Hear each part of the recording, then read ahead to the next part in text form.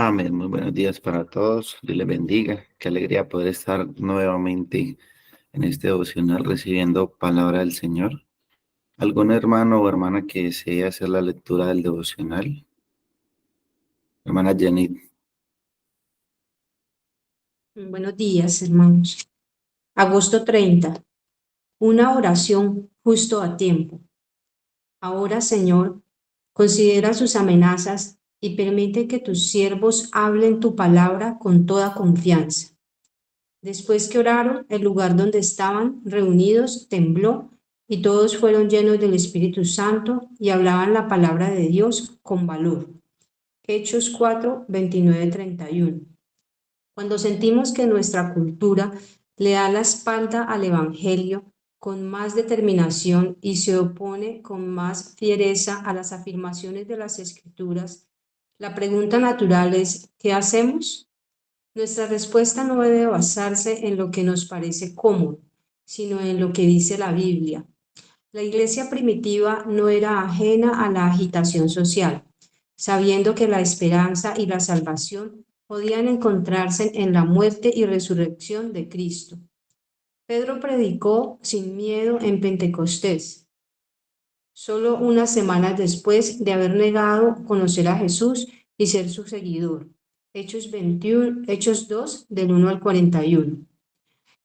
La audaz predicación de Pedro y los demás apóstoles condujo al rápido crecimiento de la iglesia, pero también provocó tumultos y persecuciones contra los creyentes.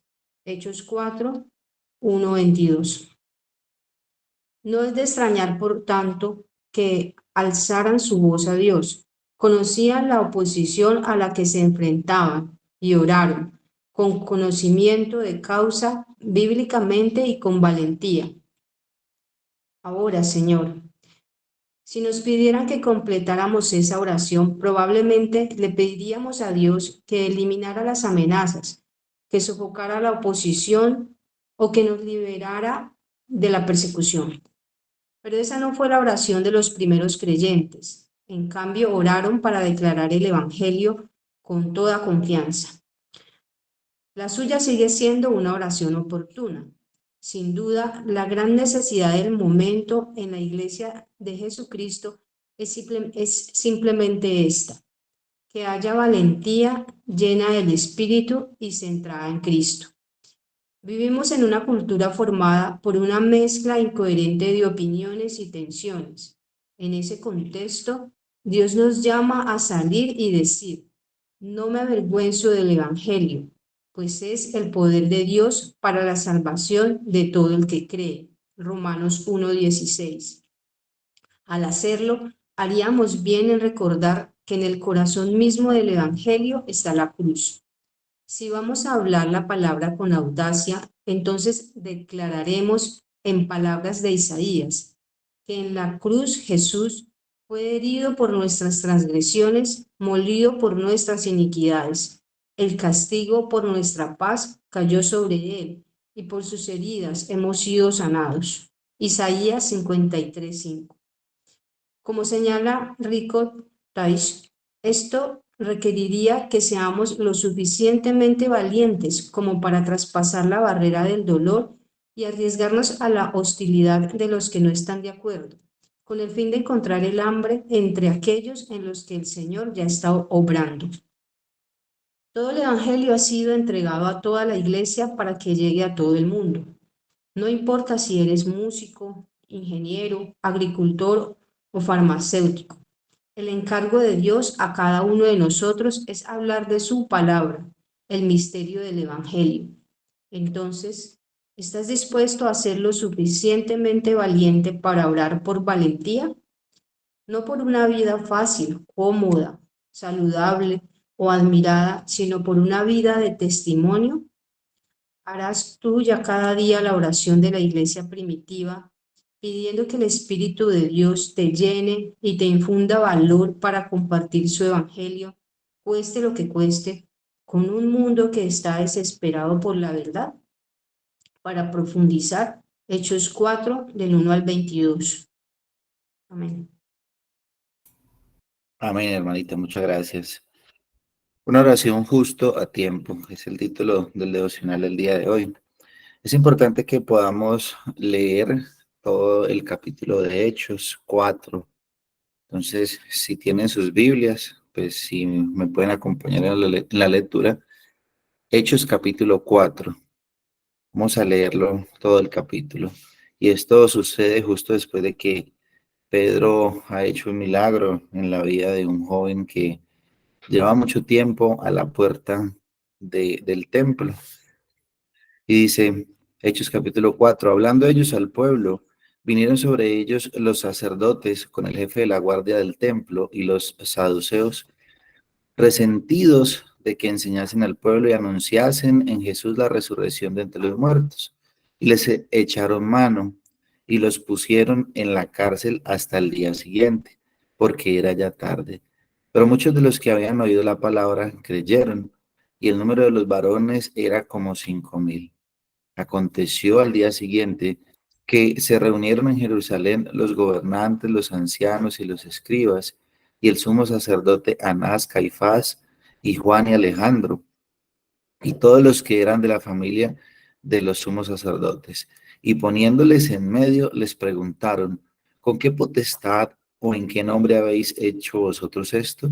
Entonces Pedro, lleno del Espíritu Santo, les dijo, gobernantes del pueblo y ancianos de Israel, puesto que hoy se nos interroga acerca del beneficio hecho a un hombre enfermo, de que de qué manera haya sido sanado, sea notorio a vosotros y a todo el pueblo de Israel, que en el nombre de Jesucristo de Nazaret, a quien vosotros crucificasteis y a quien Dios resucitó de los muertos, por él este hombre está en vuestra presencia sano. Este Jesús es la piedra reprobada por vosotros los edificadores, la cual ha venido a ser cabeza del ángulo. Y en ninguno hay otra salvación, porque no hay otro nombre bajo el cielo dado a los hombres en que podamos ser salvos. Entonces, viendo el denuedo de Pedro y de Juan, sabiendo que eran hombres sin letras y del vulgo, se maravillaban y le reconocían que habían estado con Jesús. Y viendo al hombre que había sido sanado, que estaba en pie con ellos, no podían decir nada en contra. Entonces les ordenaron que saliesen del concilio y conferenciaban entre sí, diciendo, ¿qué haremos con estos hombres? Porque de cierto, señal manifiesta ha sido hecha por ellas, notoria a todos los que moran en Jerusalén, y no lo podemos negar. Sin embargo, para que no se divulgue más entre el pueblo, amenacémosle, para que no hablen de aquí en adelante a hombre alguno en este nombre. Y llamándolos, le intimidaron que en ninguna manera hablasen ni enseñasen en nombre de Jesús. Mas Pedro y Juan respondieron diciéndoles, juzgad si es justo delante de Dios obedecer a vosotros antes que a Dios, porque no podemos dejar de decir lo que hemos visto y oído. Ellos entonces les amenazaron y les soltaron, no hallando ningún modo de castigarles por causa del pueblo, porque todos glorificaban a Dios por lo que se había hecho, ya que el hombre en quien se había hecho este milagro de sanidad tenía más de 40 años. Versículo 23. Y puestos en libertad, vinieron a los suyos y contaron todos los que los principales sacerdotes y ancianos le habían dicho. Y ellos, habiéndolo oído, alzaron unánimes la voz a Dios y dijeron, Soberano Señor, tú eres el Dios que hiciste el cielo y la tierra, el mar y todo lo que hay en ellos, que por boca de David tu siervo dijisteis, ¿por qué se amontonan las gentes y los pueblos piensan cosas vanas? Se reunieron los reyes de la tierra y los príncipes se juntaron en uno contra el Señor y contra su Cristo, porque verdaderamente se unieron en esta ciudad contra tu santo Hijo Jesús, a quien ungiste, Herodes y Poncio Pilato, con gentiles y el pueblo de Israel, para hacer cuanto tu mano y tu consejo habían determinado que sucediera. Y ahora, Señor, mira sus amenazas y concede a tus siervos que con todo de nuevo hablen tu palabra, mientras extiendes tu mano para que se hagan sanidades y señales y prodigios mediante el nombre de tu santo Hijo Jesús. Cuando hubieron orado, el lugar en que estaban congregados tembló y todos fueron llenos del Espíritu Santo y hablaban con de nuevo la palabra de Dios. La historia de la sanidad de este hombre que estaba por muchos años al frente del templo La Hermosa, y Juan y Pedro l- hacen este milagro de parte de Dios, y este hombre vuelve y camina y salta en el templo, asombra al pueblo, pero también es motivo para que se aumente más el odio, se aumente más las amenazas contra los creyentes. Ahora, detengámonos a mirar un poco la cultura en la que estas personas vivían. Y podríamos decir que traída a la actualidad, no hay mucha diferencia. En la profundidad, el problema de toda esta cultura, ¿cuál es? Era el pecado. Y el problema actualmente sigue siendo el mismo. El problema en fondo sigue siendo el mismo, es el pecado. Entonces, ellos estaban predicando el evangelio a personas religiosas, estaban predicando el evangelio a hombres y mujeres entregados a los placeres, estaban predicando el evangelio a personas que no querían escuchar. Entonces, no es nada diferente a lo que hoy día estamos viviendo, este tipo de personas, hombres y mujeres entregados completamente a los placeres, personas que no quieren escuchar el evangelio. Pero a diferencia es que ellos estaban corriendo el riesgo de que fueran azotados, encarcelados y en última instancia llevados hasta la muerte. Y vemos el caso de Esteban, el primer mártir de la iglesia. Y eso nos lleva a hacernos una pregunta. Ellos predicaban y recibían amenazas de cárceles, de castigos, de muerte, pero nosotros, ¿qué es lo más peligroso que quizás nos ha ocurrido por predicar el evangelio? Quizás que nos bloqueen de WhatsApp es lo más peligroso que nos ha ocurrido. Pero si el evangelio era tan necesario en esa época, en ese momento que nos registra la Biblia, tanto que los discípulos daban su vida por predicar, podríamos decir entonces que ¿será que hoy en día el evangelio se necesita? Respondámonos esa pregunta. Si en esa época era tan vital, tan importante, que los discípulos daban su vida por predicarlo, hoy en día se necesitará también el evangelio. Y la respuesta es obviamente sí. Pero ¿en qué áreas de nuestra vida necesitamos el evangelio? La respuesta es obvia también. En todas las áreas de nuestra vida. Y si la necesitamos, y si necesitamos el evangelio en todas las áreas de nuestra vida, entonces, ¿por qué no lo tomamos en serio? ¿Por qué no le damos la suficiente importancia o la seriedad que requiere algo tan importante como el evangelio? Estamos en una época, estamos en una generación donde nos encontramos enfrente de una gran crisis en el cristianismo. Pero, ¿qué es lo que está pasando? La religión cristiana ha experimentado una serie de crisis en los últimos años que de una manera u otra han puesto en duda su relevancia, su impacto en los diferentes ámbitos de la sociedad. En tiempos, hace algunos años, 500 años, el cristianismo tenía una fuerza muy importante en la sociedad, pero hoy en día no está siendo así. Y una de las principales causas de la crisis en el cristianismo es tal vez la disminución de la asistencia de las personas a la iglesia, porque muchas personas ya no encuentran la necesidad de asistir a los servicios religiosos, debido a que seguramente pueden encontrar consuelo y respuestas en otros lugares a la distancia de la mano, en la tecnología, en los medios de comunicación. Entonces, ya no es importante ir a la iglesia. Ese es el concepto que seguramente se tiene de muchos cristianos. Ya no es importante ir a la iglesia, ya no es importante congregarse. ¿Por qué? Porque las respuestas que necesito las puedo tener a un clic de distancia. Otra de las causas para esta crisis del cristianismo también es la falta de liderazgo efectivo. La mayoría de las iglesias tienen dificultades para formar y fortalecer a líderes capaces. Y esto lo que ha llevado es a la disminución en la calidad de los servicios religiosos y a una menor capacidad para inspirar a los asistentes a las iglesias. Ya nadie quiere ser pastor.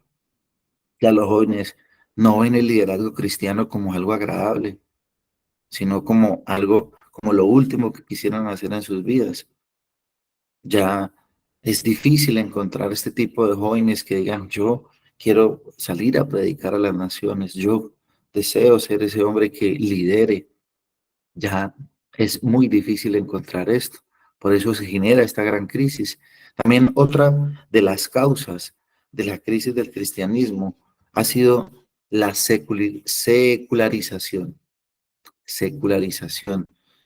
Este término, o más bien lo que representa esto, la secularización, ha llevado a muchas personas a abandonar el cristianismo, a abandonar la religión como tal, en favor de la visión materialista del mundo. Porque tristemente, muchas congregaciones también en afán de no dejar que las personas se vayan de la iglesia, se han visto obligadas a adaptarse a esta tendencia, lo que ha llevado a la pérdida de identidad y de capacidad para transmitir sus enseñanzas y sus valores de una manera efectiva. Y muchas iglesias a partir de esto han negociado sus principios por no perder asistentes a las congregaciones. Dejan de predicar el evangelio, dejan de predicar sobre el pecado, el arrepentimiento y se han ido hacia las predicaciones light de un falso evangelio. Y todo esto se vuelve una gran crisis en el cristianismo. Todo esto ha causado una creciente falta de confianza en la iglesia como institución. Y uno lo puede ver en la calle, la cantidad de comentarios que tiene la gente acerca de la iglesia. Ya no lo ven como el lugar donde me voy a encontrar con el Señor, con mis hermanos, con mi familia, sino simplemente como un lugar donde está yendo la gente y ya. Pero este problema, o más bien este panorama que nos encontramos a nivel general en esta gran crisis del cristianismo, es un gran problema. Pero también hay otro interno. También aparece la falta de compromiso personal y familiar. Parte del problema que vemos a nivel general, también hay un problema a nivel particular y es esa falta de compromiso a nivel personal y a nivel familiar. Familias enteras que pasan más tiempo en los medios tecnológicos que en adoración y en comunión al Señor. Ya es muy difícil encontrar hoy en día familias que se reúnen a leer la palabra, a orar juntos, a compartir un devocional. Imagínate, a cantar una alabanza. Ya eso está en peligro de extinción o quizás hasta se extinguió ya, pero es muy pocas las familias que están haciendo eso. Padres que no están dando devocionales a sus hijos, a sus esposas, hombres que nos hemos preocupado quizás más por el ganar cosas en este mundo que por ocuparnos de las cosas de los cielos. Mujeres que ven mejor sus vidas independientes, sin formar una familia, sin formar un hogar, lo que hoy día la sociedad llama mujeres empoderadas. Hijos que no son formados y no crecen en el Evangelio. Entonces, este panorama, ver este panorama, o más bien, ver el panorama en el mundo secular, también es muy desalentador. Maldad por cualquier lugar, mentiras, engaños, gente queriendo hacerle trampa a todo, homicidios, robos, inseguridades. Pero es más triste ver que el panorama de la iglesia no ha mejorado. Y no porque no tengamos los recursos, porque el Señor nos ha dado todo lo que nosotros necesitamos, o no porque el Señor no quiera, pero tristemente la iglesia ya no es una amenaza para el mundo. ¿Por qué? Porque nos hicimos amigos con el mundo. Esto es demasiado triste. La iglesia primitiva, la iglesia de los discípulos, era una amenaza para las instituciones, para los líderes del momento. Hoy en día ya no somos una amenaza. Nos hicimos muy buenos amigos del mundo, tanto que ya es difícil distinguirnos. No hay absolutos. Ahora todo es relativo. El mundo dice que la Biblia es solo un libro de historias, que a Dios se le lleva en el corazón, dicen, y que no necesitan congregarse, que no necesitan de pastor, que no necesitan leer la Biblia, que la iglesia es eso, es uno, dicen, que no necesitamos ir a estar metidos en una iglesia. Pero lo triste es que la iglesia como tal del Señor está cayendo también en esto. Y así como el mundo, ya no estamos necesitando la Biblia ni la iglesia. ¿Por qué? Porque todo está al alcance de un clic. Precisamente lo que es una herramienta se ha convertido en algo que nos ha hecho daño. Ah, no voy a la iglesia, pero me la veo por internet. Pero no te la ves ni siquiera en vivo, sino que quizás te ves un pedacito por allá en la tarde y no disfrutas de los medios de gracia. Y consideramos que por poner un versículo tal vez en un estado de WhatsApp o un pasaje bíblico o un mensaje de algún predicador, esto nos hace ver como cristianos. Nos da temor estar de acuerdo con lo que Dios llama pecado. Si el Señor llama pecado a algo, nosotros también lo tenemos que llamar pecado. No podemos buscarle el punto gris porque no lo hay. Nos da miedo ser rechazados por nuestra familia o por nuestros amigos cuando no estamos a favor del pecado. Nos asusta el hecho de hablarle a un familiar que no sabemos, perdón, que necesita el evangelio. Nos llenamos de temor. Y ahora la verdad de Dios no se puede negociar. Lo que Dios dice, eso es y punto. No podemos negociar absolutamente nada, porque lo que Dios ha dicho que es pecado, es pecado. Lo que Dios ha dicho que es verdad, es verdad.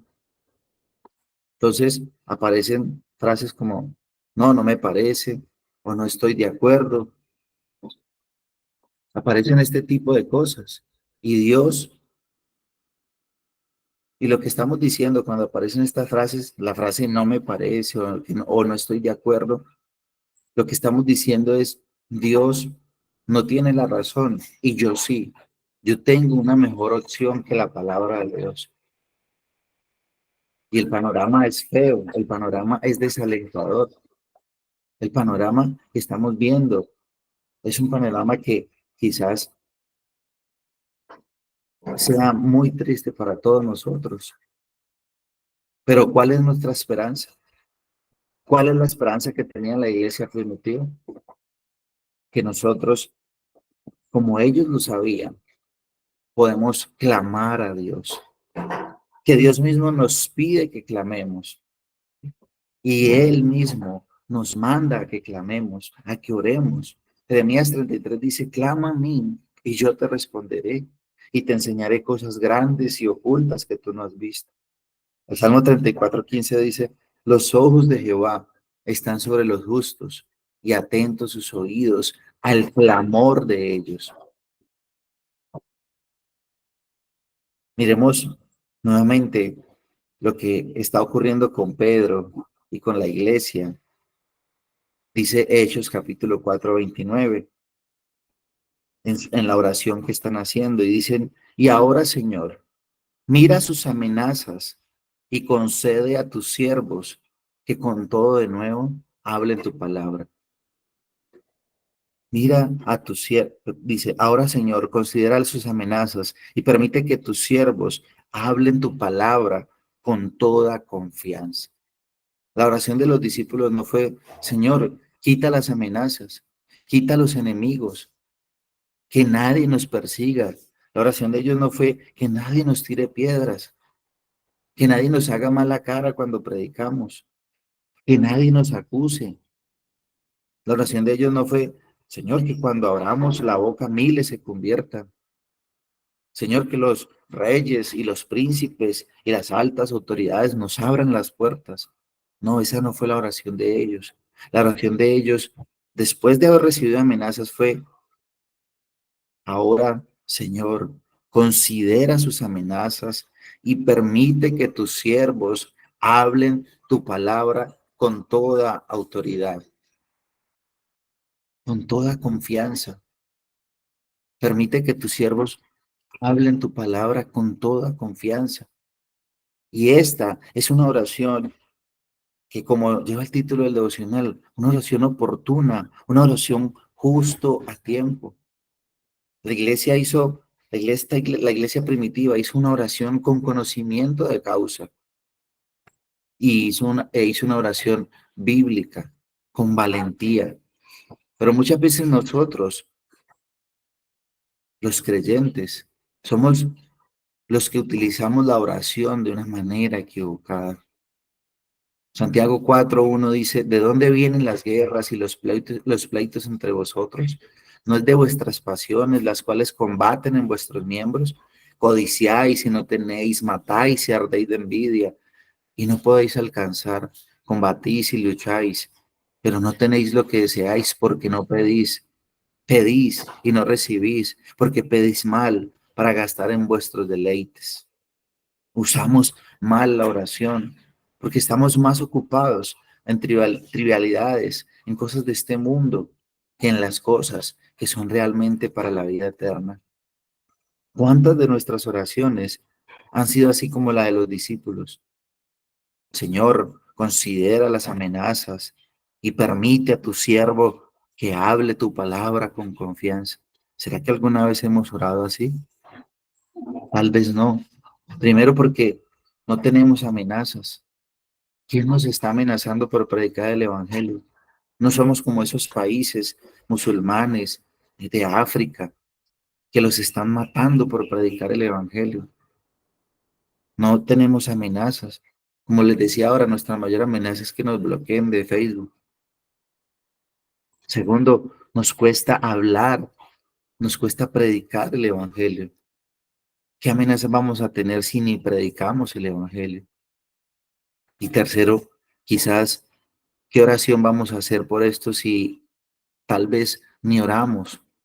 Porque confiamos más en nosotros mismos que en el Señor. Pero no nos quedemos solo con lo que estamos haciendo mal. En Cristo hay perdón de nuestros pecados. En Cristo podemos ir en arrepentimiento y fe al Señor. Note algo importante. Ahí mismo en el texto, Hechos capítulo 4, versículo 23, dice que cuando ellos fueron puestos en libertad, vinieron a los suyos. Cuando Pedro y Juan fueron puestos en libertad, vinieron a los suyos y contaron todo lo que los principales sacerdotes y los ancianos les habían dicho.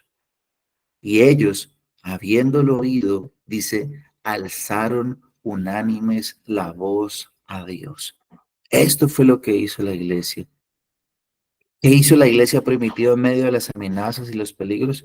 Oraron juntos, se reunieron juntos a alzar la voz al Señor, a confiar en el Señor, a depender del Señor. No perdamos esos tiempos de comunión, esos tiempos de oración con nuestros hermanos. Qué triste es que pasamos más tiempo enfrente de pantallas que en oración. La oración es la demostración de confianza en el Señor. La iglesia primitiva hubiera podido crear muchos planes evangelísticos para poder evitar los peligros. Hubiera podido hacer muchas cosas, pero lo primero que hicieron fue orar en dependencia de Dios. Cuando Pedro y Juan vinieron a informar lo que les había ocurrido, lo que se estaba hablando, ellos oraron. Ellos fueron a confiar en el Señor, a depender de Dios. ¿Y qué fue lo que recibieron ellos por predicar? Odio. Recibieron odio. El odio que el mundo tiene hacia Cristo lo va a tener también hacia un genuino creyente. Eso es lo que dice Juan 15:20. Acuérdense de la palabra que yo les dije. Un siervo no es mayor que su Señor. Si me persiguieron a mí, también los perseguirán a ustedes. Si guardaron mi palabra, también guardarán la de ustedes. Pero todo eso les harán por causa de mi nombre, porque no conocen a aquel que me envió. No sé si por predicar el evangelio has recibido aplausos, pero eso no es lo que causa el evangelio en el mundo. Cuando predicas el verdadero evangelio debe causar furia, rabia, dolor, enojo, y que quieran que te calles a causa de la palabra tan dura. Porque nosotros no tenemos que adornar la palabra de Dios, debemos exponerla tal cual como lo dice la Biblia. Y por hacer esto seremos aborrecidos, así duela y así perdamos lo que perdamos. Debe ser predicada como está en la palabra. Y ese es el mejor momento para salir y decir, como dice Romanos 1:16, porque no me avergüenzo del evangelio, porque es poder de Dios para salvación a todo aquel que cree. Y predicar, ¿qué predicar? Que nuestros pecados nos hacen enemigos de Dios, que no pudimos cumplir en lo más mínimo los mandamientos ni la ley de Dios, que somos merecedores de la ira y del castigo eterno, pero que la paga de nuestros pecados fue llevada por Cristo, que fue 100% hombre y fue 100% Dios en la cruz, y que resucitó y está intercediendo por nosotros a la diestra de Dios, que como dice Isaías 53:5, más el herido por nuestras rebeliones, molido por nuestros pecados, el castigo de nuestra paz fue sobre él, y por su llaga fuimos nosotros curados. Que en Cristo y en su Evangelio tenemos la gloriosa esperanza de vida eterna. Pero hacer esto no es fácil. Decir esto realmente requiere valentía. Es por eso que la oración de la iglesia y de los discípulos era una oración oportuna, era una oración justo a tiempo. Nadie puede generar poder en sí mismo para predicar el Evangelio. Es por eso que la oración de ellos fue: Señor, permite que tus siervos hablen tu palabra con confianza. Hablen tu palabra. Es decir, hablemos la palabra de Dios. Pero si por algún motivo alguno de nosotros eh, utiliza su diálogo o palabras para trabajar, por ejemplo, si alguien atiende el público o si alguien es un maestro, está bien que pida sabiduría, está bien que pida que el Señor le conceda la gracia para hablar a los demás, pero para predicar el Evangelio, la palabra de Dios, no necesitamos solo confianza, necesitamos a Dios mismo en nuestras vidas. Por eso la invitación esta mañana es a dos cosas, y dos cosas que van cogidas de la mano. Uno, ora con confianza, ora por confianza para una cosa, para predicar el Evangelio. Y lo segundo, predica la palabra de Dios, predica el Evangelio como Dios lo predicaría, como Dios lo diría, sin maquillar, sin tapar, sin adornar. Y como pregunta el devocional, ¿estamos dispuestos a ser lo suficientemente valientes para orar por valentía? Pero no para vivir una vida más cómoda, no para vivir una vida saludable.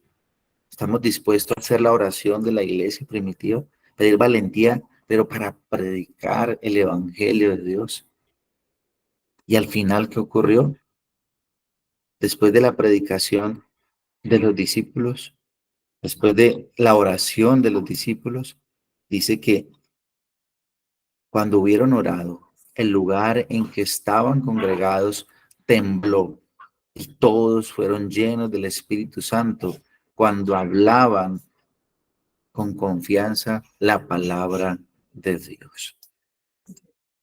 Que nuestro buen Dios nos dé confianza, nos dé sabiduría, nos dé valentía, que solo proviene de Él para una cosa, para predicar su palabra.